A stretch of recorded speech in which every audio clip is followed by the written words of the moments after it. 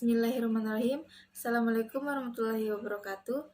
Perkenalkan, nama saya Andini Wandari, Stambuk D101-19060. Saya mahasiswa Fakultas Hukum pada program mata kuliah Hukum Penataan Ruang kelas BT10. Pada kesempatan kali ini, saya akan membahas materi mengenai prioritas pembangunan nasional dan potensi konflik pemanfaatan ruang dalam kehidupan masyarakat.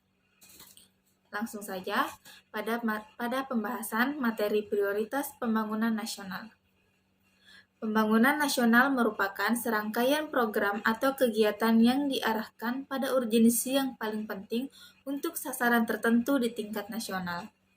Sedangkan pembangunan sendiri adalah proses perubahan yang direncanakan untuk memperbaiki berbagai aspek kehidupan masyarakat.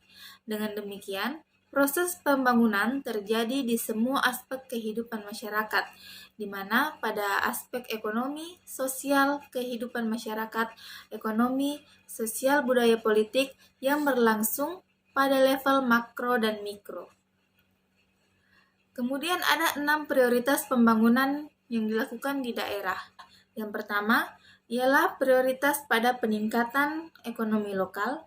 Kedua, peningkatan kualitas dan kuantitas infrastruktur, pengurangan tingkat kemiskinan dan pengangguran. Yang ketiga, peningkatan kualitas sumber daya manusia. Yang keempat, peningkatan kelestarian lingkungan hidup.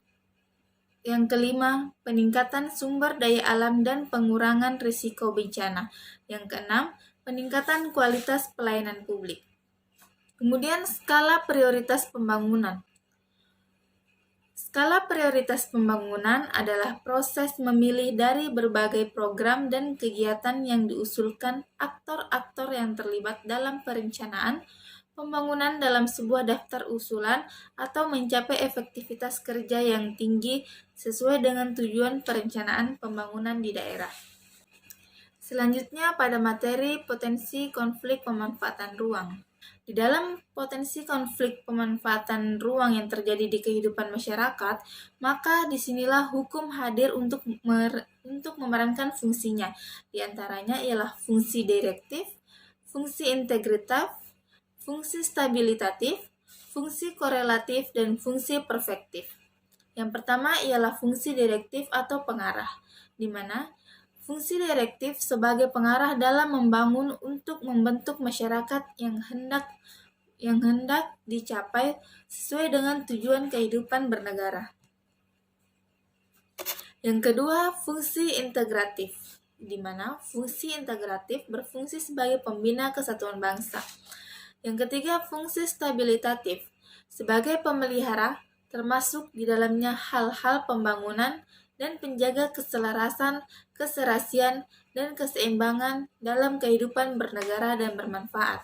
Yang keempat, korektif, baik terhadap warga negara maupun administrasi negara dalam mendapatkan keadilan. Korektif sangat berperan di dalam potensi konflik pemanfaatan ruang tersebut. Yang kelima ialah perspektif. Perspektif sebagai penyempurnaan terhadap tindakan-tindakan administrasi negara maupun sikap warga negara dalam kehidupan bernegara dan bermasyarakat. Inilah fungsi-fungsi hukum di dalam potensi konflik pemanfaatan ruang yang terjadi di kehidupan masyarakat dan kehidupan bermasyarakat dan bernegara. Baiklah, sekian pembahasan materi dari saya. Lebih dan kurangnya mohon dimaafkan. Wassalamualaikum warahmatullahi wabarakatuh.